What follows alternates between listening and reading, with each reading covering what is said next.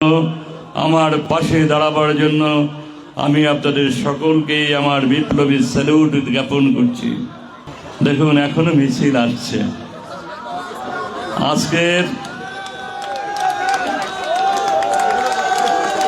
এই জনসমুদ্রের মাঝে দাঁড়িয়ে আমি প্রথমেই শ্রদ্ধার সাথে স্মরণ করছি স্বাধীনতার ঘোষক, সাবেক সফল রাষ্ট্রপতি, বহুদলীয় গণতন্ত্রের প্রবক্তা শহীদ প্রেসিডেন্ট জিয়াউর রহমানকে আমি শ্রদ্ধার সাথে স্মরণ করছি।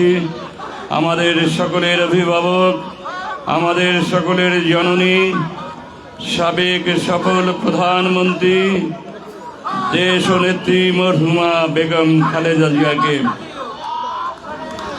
আমি ধন্যবাদ জানাচ্ছি, কৃতজ্ঞতা জানাচ্ছি। তরুণের অহংকার, আগামী 2-3 দিন পরে যিনি বাংলাদেশের দায়িত্বভার গ্রহণ করবেন, বাংলাদেশের প্রধানমন্ত্রী হতে চলেছেন আমার দলের চেয়ারপারসন জনাব তারেক রহমানকে আমি শ্রদ্ধার সাথে স্মরণ করছি।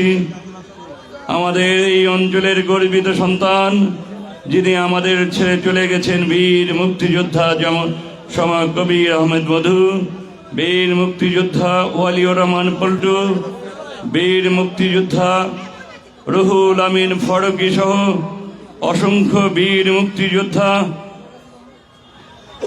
এবং যারা আমার দল থেকে ইতিমধ্যেই আমাদের কাছ থেকে চলে গিয়েছেন, সেই সকল বীর যোদ্ধাদের প্রতি স্যালুট, শ্রদ্ধা এবং অভিবাদন জানিয়ে আমি আমার কথা শুরু করছি। প্রিয় নেতৃবৃন্দ, আপনারা অনেকেই জানেন যে স্টেজে দাঁড়িয়ে আমি কথা বলার সুযোগ পেয়েছি। এখানে কিন্তু আমাদের আরও কয়েকজন সহযোদ্ধা ছিলেন। আমাদের সেই সহযোদ্ধার মধ্যে যিনি অগ্রজ ছিলেন, আমাদের সকলেরই শ্রদ্ধেয়, আমারও অন্তরের অন্তঃস্থল থেকে যাকে গভীরভাবে শ্রদ্ধা জ্ঞাপন করি, আমাদের সকলেরই প্রাণপ্রিয় নেতা, আমাদের শিক্ষাবিদ, বিশিষ্ট শিক্ষাবিদ ডক্টর ABM ওবায়দুল স্যারকে আমি শ্রদ্ধার সাথে স্মরণ করছি। আমি স্মরণ করছি আমার সাথে যারা নির্বাচন যুদ্ধে ছিলেন, জনাব ডক্টর কাজী মনির সাহেব, জনাব মনিরুল হক ফরাজি, আমার ছোট বোন এখানে রয়েছেন ফারজানা ইসলাম নিপা, আমার এখানে রয়েছেন আর আরেকজনকে যেন আমাদের বাড়ি খেলির ইব্রাহিম মাতুব্বর। আমি সকলের প্রতি স্যালুট এবং অভিনন্দন জানাচ্ছি, আমি শ্রদ্ধা জানাচ্ছি। তারা যদি সহযোগিতা না করতেন, তারা যদি সহমর্মিতা জ্ঞাপন না করতেন, তাহলে কিন্তু আজকে আমি এখানে এসে দাঁড়িয়ে কথা বলার সুযোগ পেতাম। আগামী দিনের প্রধানমন্ত্রী হওয়ার পরও তিনি সাহস পান না আপনাদেরকে ব্যস্ত নেওয়ার কথা বলার। তবে তিনি আপনাদের ভাগ্য পরিবর্তনের জন্য কিছু নামে যদি কোনো আইডি বা ফেসবুক থেকে থাকে, এর যদি উল্টা পাল্টা কথা লেখে, আমি কিন্তু ভাই এগুলো লিখি না, আমি এগুলো বুঝিও না।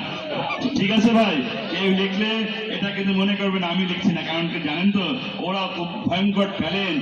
ওরা আমার নামে ইতিমধ্যে নাকি অনেকগুলো ফেক আইডি তৈরি করেছে, উল্টা পাল্টা লিখছে। আমি ঘোষণা দিচ্ছি, আমার কোনো আইডি নেই। যদি আমার নামে কোনো আইডি দিয়ে কোনো রকম কোনো চাঁদা চায় বা কোনো মিথ্যাচার করে, আমি কাকে করব বলুন? আমার কি এখানে আপনজন আর কেউ আছে? আমার দুটি ছোট ছোট ছেলে, আমার একমাত্র ভাই থাকে ইটালি লিভর্নো শহরে। আপনারাই তো আমার ভাই, আপনার আমার বন্ধু, আপনার আমার অভিভাবক। যদি ভুল হয়, এই ভুল আপনি অন্তরে বুঝে আগামী এই 2টা দিন দয়া করে অভিমান করে থাকবেন না। আপনি যে স্বপ্ন গত 40 বছর ধরে আপনি পূরণ করতে পারেননি, যে মার্কা আপনি গত 40 বছর ধরে চোখে দেখতে পারেননি, সেই অপূর্ব সুযোগ এসেছে। ধানের শীষ প্রতীক, এই ধানের শীষ প্রতীক পেয়েও যদি আমার দলের কোনো নেতা কর্মীরা আমাদের শহীদ প্রেসিডেন্ট জিয়াউর রহমানের সাথে বেঈমানি করেন, তারেক খালেদা জিয়ার সাথে বেঈমানি করেন, এর চেয়ে লজ্জার বিষয় থাকবে না।